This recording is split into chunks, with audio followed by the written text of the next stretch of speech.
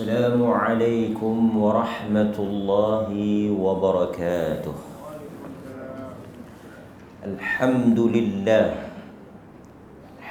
لله رب العالمين، وبه نستعين على أمور الدنيا والدين، والصلاة والسلام على أشرف الأنبياء والمرسلين وعلى آله وصحبه أجمعين.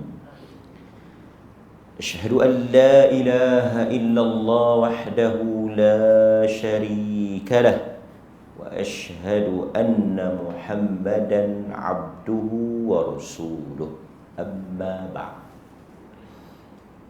Muslimin muslimat, tuan-tuan, hadirin hadirat yang dirahmati oleh Allah Subhanahu wa taala,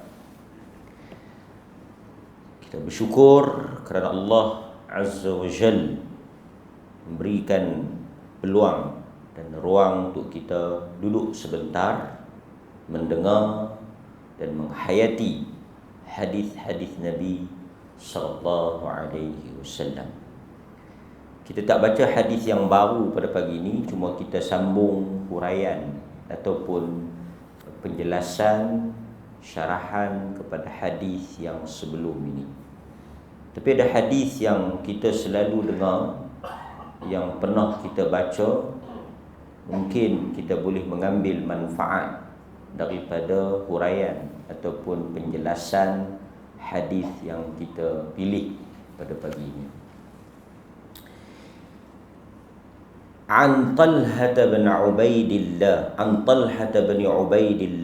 daripada Talhah bin Ubaidillah yaqul, daripada Talhah bin Ubaidillah yaqul, jaa rajulun ila Rasulillah sallallahu alaihi wasallam, telah datang seorang lelaki.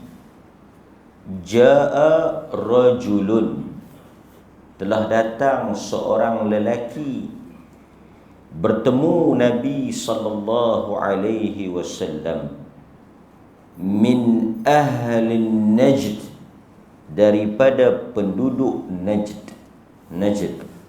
Penduduk Najd. Sa'irur ra's, dia datang dalam keadaan kusut masai, serabut, kerana dia menempuh perjalanan yang jauh, datang daripada Najd untuk bertemu dengan Nabi sallallahu alaihi wasallam. Kemudian apa kata Talhah? Nasma'u dawiya sawtih wala nafqahu ma yaqul, kami mendengar bunyi suaranya bercakap, wala nafqahu, kami dengar, nasma', dengar suara dia tu, wala nafqahu ma yaqul, tapi kami tak faham apa yang dia cakapkan. Hatta dana min Rasulillah sallallahu alaihi wasallam, sehinggalah dia datang dekat dengan Nabi. Dana artinya dia datang hampir, maksudnya daripada jauh tu dia dah tempik. Dan bila orang tempik daripada jauh tu, kadang-kadang kita dengar suara dia, tapi kita tak faham apa yang dia cakap kerana duduk jauh. Jadi gambaran lelaki ni seolah-olah dia ni tak beradab, daripada jauh cakap. Disebut bahawa inilah A'rabi. A'rabi ni Badui, yang datang daripada jauh, mai tanya Nabi. Dia orang kampung macam tu lah kan, dia tak ada tertib. Dia mai, woi apa, dia macam tu lah style dia, gaya dia. Dan Nabi SAW ni, kalau kita baca dalam hadis-hadis baginda, dia meraihkan kepelbagaian sikap dan sifat manusia. Artinya Nabi ni dia faham latar orang yang mai tu macam mana. Sebab itu bila mari itu badui, kadang-kadang dia tak beradab seperti mana adab yang sepatutnya. Ya Muhammad. Dia kata, hey Muhammad. Dia tak kata ya Rasulullah, ya Nabi Allah. Dia tak panggil dah. Dia kata ya Muhammad, akhbirni. Ya Muhammad, ma faradallahu alayya. Dengan suara yang kuat, dengan panggilan nama sahaja, cakap daripada jauh. Ini orang yang kita panggil, bahasa kita ni tak bertamadun lah, tak beradab kan. Assalamualaikum ya Rasulullah, beritahu kepada saya suatu amalan. Cakap bagi elok, cakap dekat, dengan sebutan dan panggilan yang terhormat kepada Nabi. Ini orang-orang yang ada adab. Tapi Nabi fahamlah, kerana inilah budaya tempat dia, masyarakat dia macam tu. Jadi Nabi SAW tak ambil berat sangatlah soal hal ni. Bukanlah maksudnya, artinya Nabi faham dia memang lagu tu, kelaku dia lagu tu kan. Jadi dia kata wala nafqahu ala ma yaqul hatta dana mi Rasulillah sallallahu alaihi wasallam fa idza huwa yas'al 'anil Islam. Apabila dia dekat dengan Nabi, dekat dengan tempat kami duduk tu, barulah kami faham soalan yang dia nak tanya tu apa yang wajib, yang Allah Azza wa Jal wajibkan untuk dia di dalam Islam. Dia mari nak tanya Nabi tentang apa yang Allah wajibkan dalam Islam. Faqala Rasulullah sallallahu alaihi wasallam, apabila Nabi sallallahu alaihi wasallam dengar soalan tersebut, maka Nabi jawab. Nabi kata salawatin fil yawmi wa laylah. Kau salat satu hari, siang dan malam, salawat, khamsu salawat, 5 waktu. Yang pertama Nabi bagi tahu dekat dia yang wajib salat 5 waktu sehari semalam. Satu tuan-tuan, sebelum kita pergi pada huraian yang lebih dalam, hadis ni menunjukkan bahawa salah satu daripada perkara yang penting kita ambil pengajaran ialah ilmu itu diperolehi dengan kita keluar menuntutnya. Faedah yang pertama yang disebut oleh para ulama, ilmu itu kita keluar, pergi cari dia. Tuntut ilmu dengan kita keluar, pergi cari. Al-ilmu yu'ta, ilmu itu didatangi, ilmu itu dicari. Dia bukan dia mari kat kita. Sebab itu ada bab ar-rihlah, bab keluar. Rihlah ni artinya kita bermusafir, kita keluar menuntut ilmu. Ar-rihlah fi talabil hadis, keluar mencari hadis. Sebab itu kita tengok di kalangan ulama-ulama hadis, sahabat, mereka akan menempuh perjalanan yang jauh untuk menuntut ilmu. Jadi kita ambil pengajaran daripada hadis ni, ilmu itu kita kena pergi cari. Kita kena keluar menuntutnya, bukan tunggu dia datang. Sebab itu ada hadis yang selalu kita dengar, man salaka tariqan yaltamisu fihi ilma. Sesiapa yang keluar menempuh satu perjalanan untuk menuntut ilmu. Nampak? Man salaka tariqan, dia kena keluar. Tetapi demikianlah manusia ni tuan-tuan. Kalau kita tengok dalam masyarakat kita, apa yang berlaku ialah dia keluar juga. Dia keluar mencari kedai makan yang sedap. Yang ni orang semangat, dia datang mana sedap. Kan? Di hujung benua pun dia pergi. kan? Masuk lautan pun dia pergi untuk mencari makanan dan kedai makan yang sedap. Orang menempuh perjalanan yang jauh ni semata-mata nak pergi makan makanan yang sedap, kan? Nak pergi makan tempat yang sedap. Makan ni kira orang yang memang tak ada kompromi ya. Dia tak, aku itu pergi makan di mana, kan? Di belah Thailand ke belah apa, pi semata-mata nak makan mutabak, nak makan pulut ayam, pi. Startlah salah, kan? Boleh 2,000 pula, pencen 1,000 kan, pi cari makan pula, kan? Pi menempuh perjalanan untuk semata-mata memenuhi nafsu kita, tak salah. Tapi semangat itu tak ada di dalam perkara yang wajib, yang dituntut, iaitu keluar mencari ilmu. Jauh sikit dia buat balok, jauh sikit dia buat segan, jauh sikit dia buat malas. Kan? Kalau boleh dia nak ustaz mengajar di rumah dia, dia buka pintu dengar dari dalam rumah dia. Kan?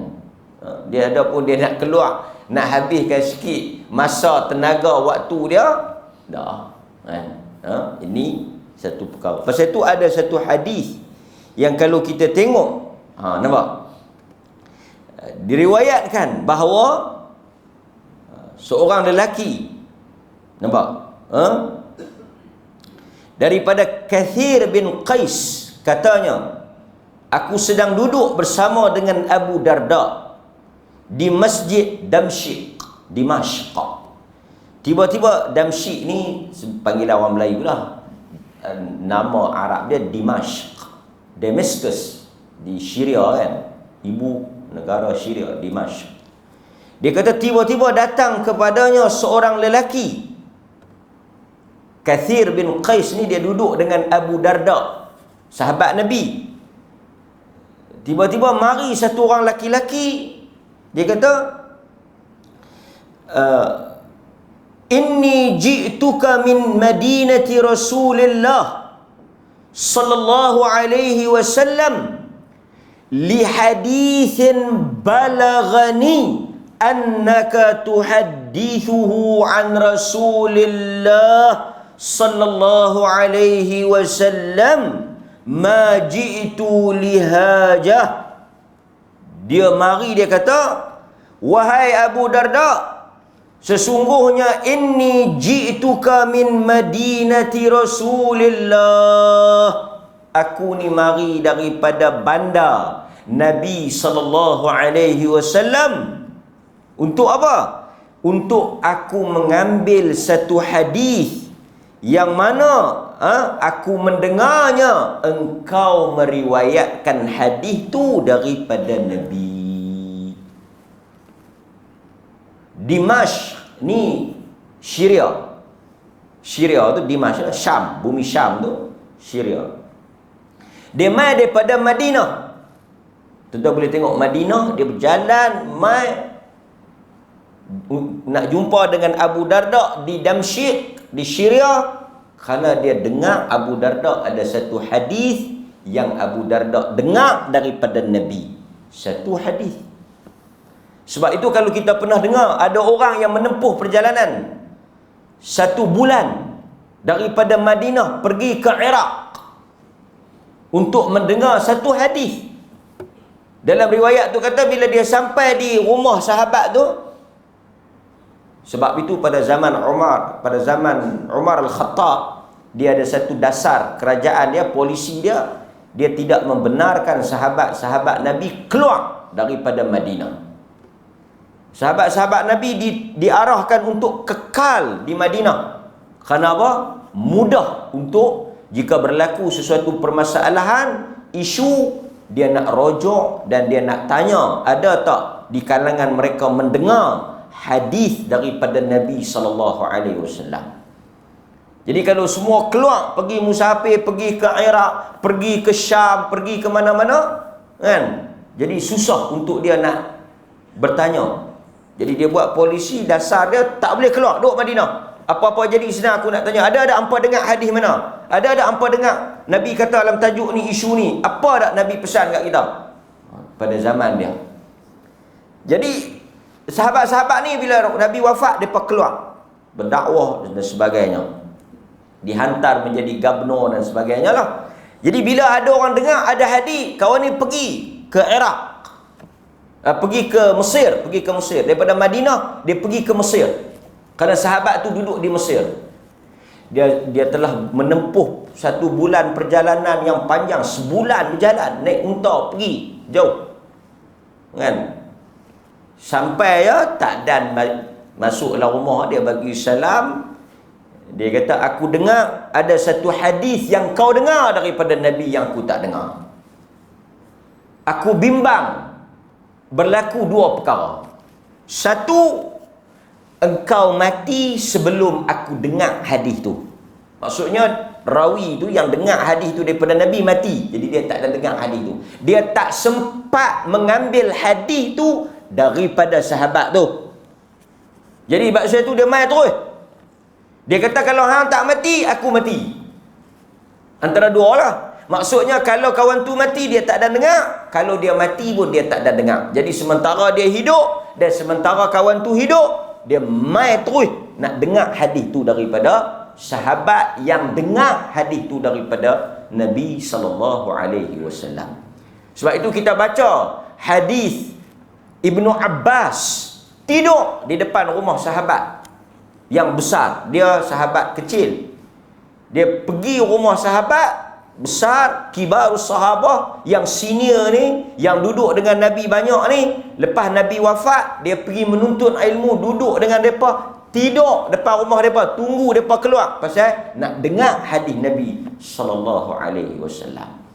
Lepas kawan tu kata dekat sahabat yang mai daripada jauh tu, dia tak masuk dulu lah, baru sampai mai daripada jauh. Dia kata tak. Dia kata itu bukan tujuan aku nak mari dengar hadis ni. Hang riwayat cepat. Dia pun bacalah hadis tu, riwayatlah hadis tu daripada Nabi yang dia dengar tu. Apabila selesai dia baca hadis tu, kawan tu kata, Assalamualaikum, terima kasih, aku nak balik. Semata-mata kerana satu hadis Nabi SAW. Kan? Yang tu dia keluar daripada Nabi untuk menuntut ilmu. Dia keluar mencari hadis Nabi SAW. Kan? Okey.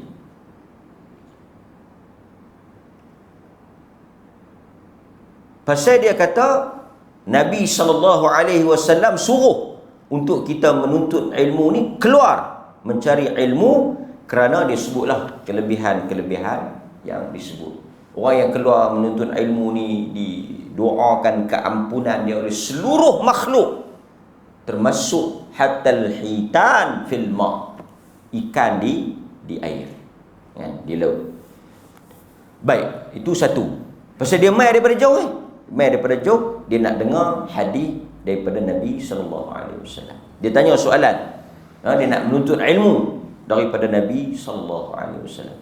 Lalu dia kata, apa yang Allah wajibkan daripada Islam? Nabi kata yang pertama, sembahyang 5 waktu. Faqal hal alayya ghairuhunna, ada tak lain daripada 5 waktu? Ada tak lain daripada 5 waktu? Sembahyang lain ada tak yang wajib? Yang wajib. Dia kata yang wajib.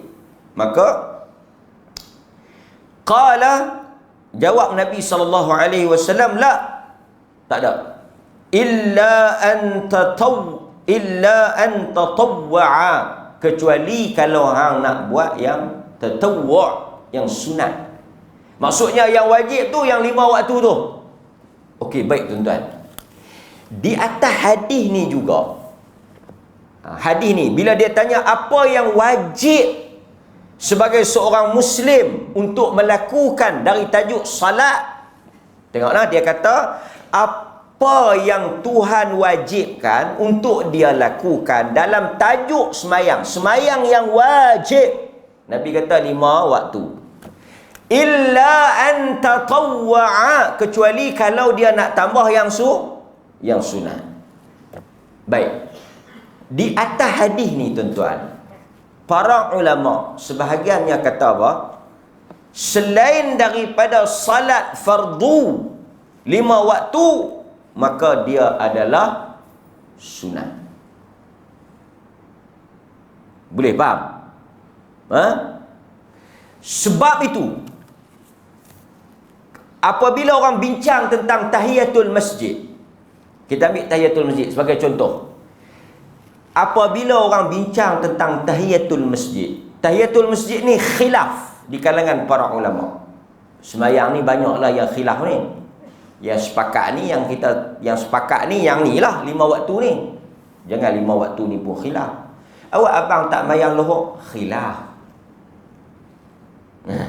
Duk khilaf situ.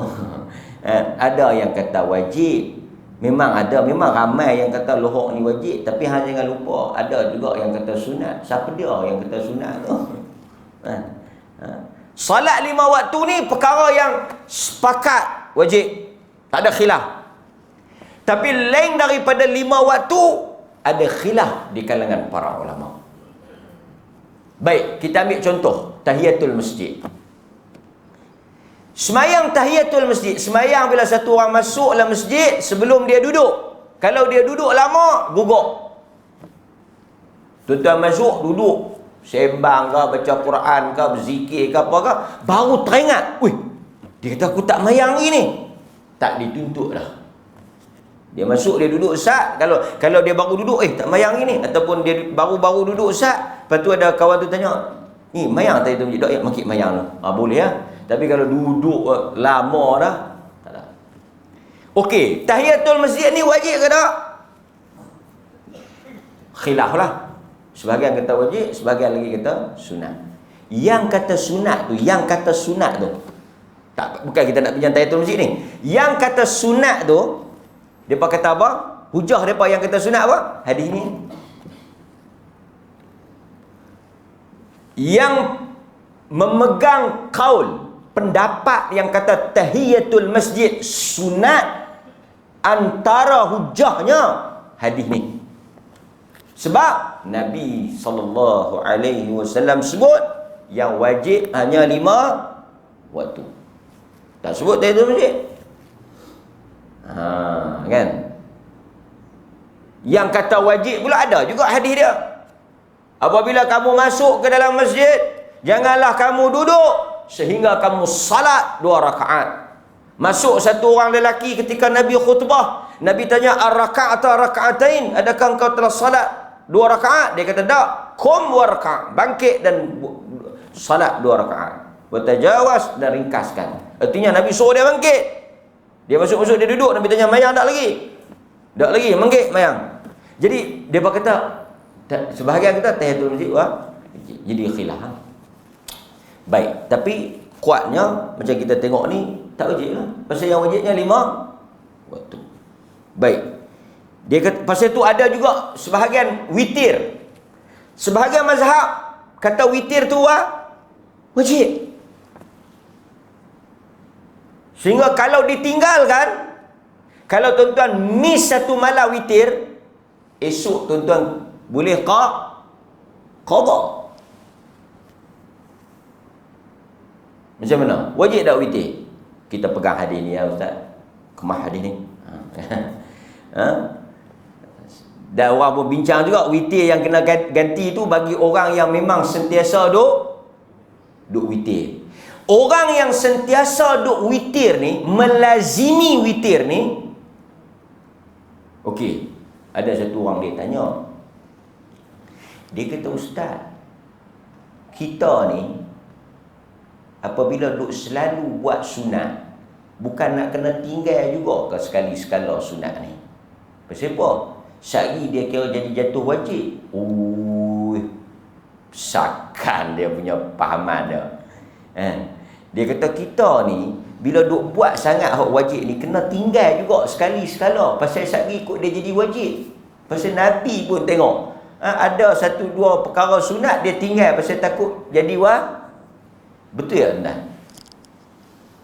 Ha? Betul ya? Ha? Tak betul lah. Nak betul macam mana? Nabi itu siapa? Dia Nabi. Zaman dia tu zaman pensyariatan hukum. Maknanya bila Nabi melazimi benda tu, buat sentiasa, tak tinggal. Ada tak kebarangkalian untuk jatuh wajib? Ada tak? Sebab dia Nabi, wahyu duk turun. Yang kita ni bila nak turun? Habaq kat bini dia, ni, moh, sila abang. Awak, abang duk mayang tahajud tiap-tiap malam. Tuhan hantar Jibril, habaq kata wajib. Hang pun kena wajib. Tu ke abang? Aku silap dah. Dia tak pakai lah. Pasal tu, memang Nabi bila dia buat sunat, dia tinggalkan sekali-sekala. Kerana dia bimbang. Pasal tu dalam tarawih kan, khasyitu an tufrada alaikum. Nabi kata, aku tahu hampa keluar tunggu aku semalam, dan hampa tahu, aku tahu hampa nak sembahyang tarawih berjamaah dengan aku, tapi khasyitu an, Nabi keluar malam pertama, Nabi keluar malam kedua, lepas tu Nabi tak keluar kan. Pasal Nabi tengok ramai pakat duk main ni, Nabi kata, sebab tu depa keluar, depa tunggu Nabi tak main. Nabi tak keluar. Nabi duduk dalam rumah. Nabi tahu kata mereka duduk tunggu. Nabi keluar esok, pagi esok Nabi tahu. Semalam hampa tunggu aku nak sembahyang tarawih. Aku tahu. Aku tahu kata hampa duduk tunggu. Tapi aku tak mau buat tiap-tiap malam. Khasyitu an tufrada alaikum. Kerana aku takut, bimbang. Bila aku duduk buat saja ni, Allah Ta'ala turunkan jatuh wajib. Hampa tak mampu. Maka di atas hadis tu, orang kita, dia pergi malam pertama, malam kedua, malam ketiga, dia tuang. Kerana takut wajib. Dia pun ikut Nabi lah tu. Yang pi 2-3 hari lepas tu tuang sampai raya tu ikut Nabi lah. Dia tak pasal apa hang tak main. Nabi keluar satu malam ya, 2 malam tu Nabi tak keluar. Aku takut wajib. Faham tak? Khasyitu an tufrada alaikum, artinya dibimbangi turunnya syariat, kata awak. Tapi kita sebab itu pada zaman Umar orang pi berjamaah di masjid.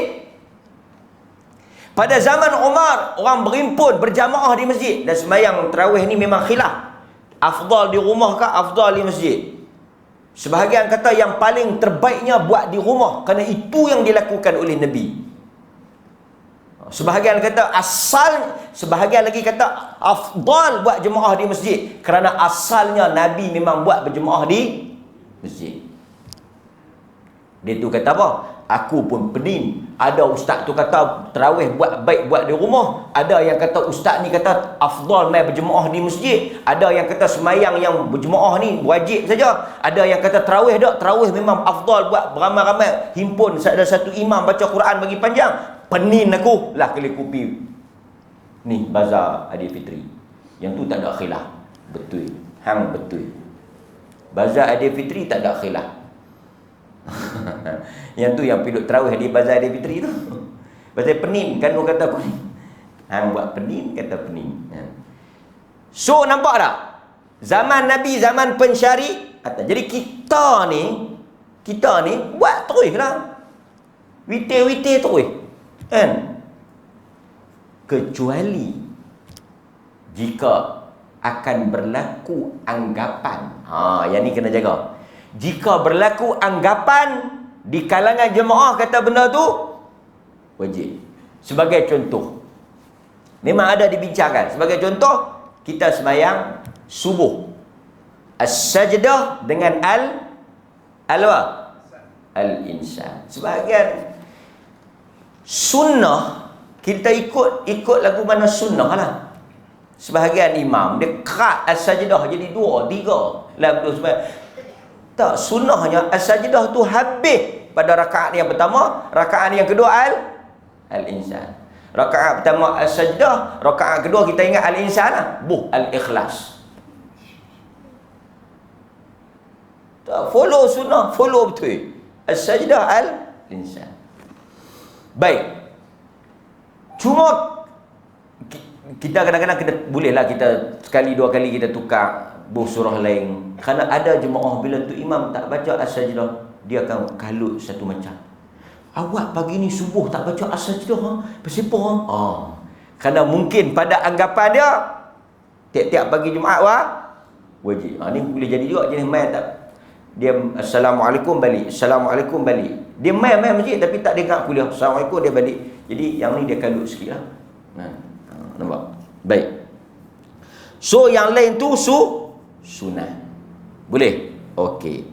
Kemudian wasiyamus syahr Ramadan, dan berpuasa sebulan di dalam bulan Ramadan. Nabi kata yang wajibnya puasa Ramadan. 6 ke 8 ke apa ke sunat. Dia kata hal alayya ghairu, ada tak lagi yang wajib daripada puasa? Nabi kata tak ada. La, tak ada. Sebulan tu ya. Kan? Sebulan tu je. Puasa 6 sunat, Isnin Khamis sunat, hari-hari putih sunat, Arafah sunat, Asyura sunat, apa lagi? Puasa apa lagi? Banyak lah kan? Semua tu kategori sunat. Baik. Wa dzakara lahu Rasulullah sallallahu alaihi wasallam az-zakata. Kemudian Nabi sebut kepada dia tentang zakat. Dia kata hal alayya ghairuha, ada tak lagi yang wajib? Yang lain tu sunat. Maknanya zakat wajib, lain daripada tu sedekah sunat. Boleh nak bagi pun tak apa, tak bagi pun tak apa. Qal fa adbara rajulun, kemudian lelaki itu pun nak balik. Dia kata wa huwa yaqul wallah, demi Allah, wallahi demi Allah, la azidu ala hadha wa la anqusu minhu. Demi Allah, dia bersumpah, dia kata wa la azidu, aku tak akan menambah apa yang wajib. Apa yang wajib aku tak akan tambah. Wala anqus, dan aku tidak akan kurang. 5. Dia tak jadi 6, dia tak jadi 4. Yang sunat-sunat semua dia tak buat. Kan? Faqala Rasulullah sallallahu alaihi wasallam aflaha in sadaqa. Nabi kata dekat sahabat-sahabat yang ada ni, kalau betul perkataan dan ucapan dia, kalau betul dia jaga yang wajib, konsisten, istiqamah, dia buat tak tinggal yang wajib, aflaha, dia masuk syurga, dia berjaya jika dia benar. Hadis ni menyebabkan di kalangan para ulama bincang panjanglah kan, tentang perkataan Nabi. Kalau betul dia jaga yang wajib, dia tak buat yang sunat, dia kata wallahi la azidu wa la anqus, aku tak tambah dan aku tak kurang. Hak wajib dia. Kan? Sehingga Nabi kata aflaha in sadaqa. Hadirin mukminin, ini menunjukkan kepada kita tentang dia panggil aulawiyat, keutamaan. Maksudnya perkara yang besar, yang penting ialah amalan wajib. Jadi kita boleh letak kaedah, kalau bertembung antara wajib dengan sunat, didahulukan yang wajib. Dan seseorang itu akan ditanya tentang amalan wajib, tapi tak ditanya tentang amalan sunat. Sebab itu amalan sunat macam selalu saya sebut, dia berbeza antara kita. Amalan sunat ni di antara kita berbeza. Di antara saya dengan tuan-tuan pun tak sama, tuan-tuan dengan isteri tuan-tuan pun tak sama. Masing-masing ada. Ada yang rajin puasa, ada rajin sembahyang tak? Dia tak sama. Ada isteri rajin puasa, suami rajin sembahyang. Ada di kalangan kita rajin baca Al-Quran. Ada di kalangan kita mungkin Al-Quran dia tak rajin baca, mungkin dia jarang baca, tapi dia rajin sedekah. Jadi nampak tak? Dia kepelbagaian. Amalan sunat ni dia bergantung kepada apa ni, kecenderungan. Tak salah. Tapi tuan-tuan tak boleh kata aku ni semayang tak, tapi puasa okey. Macam tu tuan-tuan tengok ramai juga yang dia puasa tapi dia tak semayang, dia tak okey lah kan. Yang bukan hak sunat ni, hak wajib. Dia puasa Ramadan tapi dia tak semayang, dia kata okey lah kan, Tuhan pun atur macam tu lah. Ada orang semayang, ada orang puasa, ada orang semayang tak puasa, ada orang puasa tak semayang, masing-masing lah. Ni bukan hak sunat, ni hak wajib. Wajib tak ada pilihan, tapi sunat ada pilihan. Cuma menariknya ulama kata, cuba tuan-tuan renung tengok. Satu orang yang konsisten, istiqamah, yang betul-betul jaga yang wajib, secara automatiknya dia akan buat yang sunat. Lepas itu Nabi kata, aflaha in sadaqa. Kalau benar perkataan dia nak jaga yang wajib, dia akan berjaya. Pasal apa? Orang yang bila dia istiqamah, dia buat yang wajib, dia jaga yang wajib, tuan-tuan akan tengok pada diri orang tersebut, dia akan tergerak untuk buat yang sunat. Ini normal. Ini memang fitrah jadi macam tu. Tapi kalau 5 waktu subuh dak, mai tang lohok buat, lepas tu mai tang maghrib kalut tak buat, isyak dan dia buat, tak dan dia tak buat, sempat dia sembahyang tak. Orang macam ni tak payah doa apa kan. Tapi kalau orang yang istiqamah, kenapa? Karena bila satu orang dia jaga yang wajib, dia istiqamah yang wajib, dia akan tahu kadar wajib dia.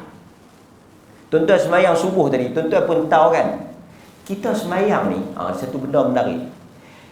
Nabi kata, ada orang yang salat jamaah. Ni hadis yang selalu tuan-tuan dengar. Bisa dengar tak? Ada orang yang dia salat jamaah, dia salat pergerakan dia sama, bacaan dia sama. Salat jamaah ni semua sama. Apa yang tak sama? Apa yang tak sama? Pahala. Ada yang Nabi kata dapat 5, ada apa? Ada yang dapat 10, ada yang dapat 8. Pasal apa? Tapi kita bergerak sama tu. Pergerakan sama, perbuatan sama, bacaan imam pun sama. Tetapi Nabi kata ada yang balik 5, ada balik 4, ada balik bawa 3, ada balik bawa 2, ada yang balik tak bawa apa langsung, ada yang balik dia bawa 10. Pasal itu Nabi kata sembahyang berjamaah 27, 25. Pasal apa 27, 25? Ada yang dapat 27, ada yang dapat 25. Pasal apa dia ada 2 angka? Kata ulama, salah satu tafsiran dia kerana ada orang dapat 27, ada orang dapat 25. Dan mungkin ada juga yang dapat 20, ada dapat 15. Bukan semua dapat 27. Tuan-tuan, kita main sembahyang ni bukan semua bawa balik 27. Tahu saya mungkin bawa balik 2 ya. Tu pun betul juga ada 2. Sebab apa? Apa yang membezakan kita? Yang membezakan salat saya dan tuan-tuan bukan pada pergerakan, bukan pada bacaan, tapi pada kadar khusyuk kita. Sebahagian mungkin nak pergi hari sukan negara, dia kata, amboi tu imam baca panjang begini, doa kunut pun panjang, aku dah nak pergi lari ni hari sukan negara ni. Yang orang ni teringat nak pinat mana dah. Jadi mungkin rakaat pertama markah penuh, main rakaat kedua jahanam. Bawa balik mungkin 8, 7 dia tak apalah, 7 pun padalah, himpun sikit-sikit je banyak. Tapi saya nak abangnya kadar khusyuk. Mujuk rahmat Tuhan lah, rahmat Allah Ta'ala kesian kat kita. Dia tak jadikan khusyuk tu rukun sembahyang. Kalau tidak jenuh ganti. Khusyuk di dalam salat tak wajib, bukan rukun. Satu orang sembahyang tak khusyuk, sah, tapi tak ada apa. Allahu Akbar, takbir saja merewang dah. Allahu Akbar. Apa ni? Mari makan dah. Makan pula. Ada. Sampai kesudah, sampai habis dia merewang, tak tahu mana. Tu imam baca apa pun dia tak tahu. Kadang-kadang dia hafal dah, tapi bila tu imam silap dia tak boleh sambung. Pasal apa? Bukan pasal dia tak hafal. Kadang-kadang tu imam bukan dia baca ayat payah-payah pun. Ayat-ayat kadang-kadang qul a'udzu birabbil falaq pun dia nak terlupa. Tabat dia nak terlupa alam tarakah. Tak. Betul. Hang takkan tak hafal alam tarakah. Tu imam baca alam tarakah tadi dia silap tentang ababil tu. Oh, aku tak tahu. Dia merewang sampai dia tak tahu tu imam baca apa. Dia nak sambung kepala mana dia tak tahu. Padahal alam tarakah ya. Nampak? Maka kadar khusyuk sembahyang, pasal itu sembahyang tu yang menentukan pahala tu kadar khusyuk.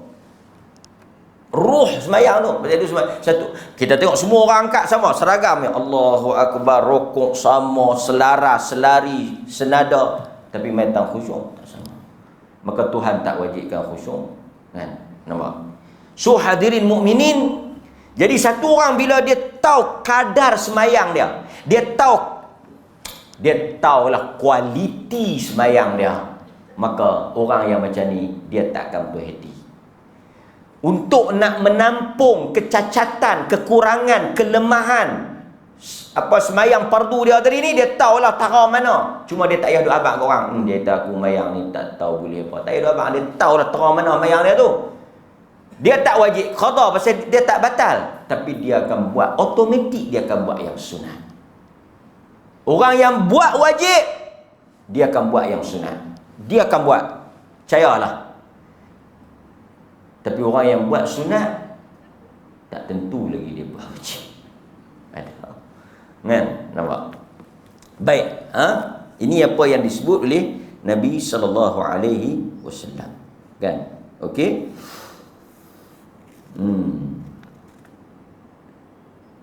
Dan hadis ni juga menunjukkan kepada kita apa dia? Amalan ialah sebahagian daripada iman. Jadi tuan-tuan kena faham hadis ni, last lah. Hadis ni menunjukkan apa? Perbuatan amal ibadah adalah sebahagian daripada iman. Jadi tak betul pegangan dan pahaman sebahagian orang yang kata yang pentingnya hati.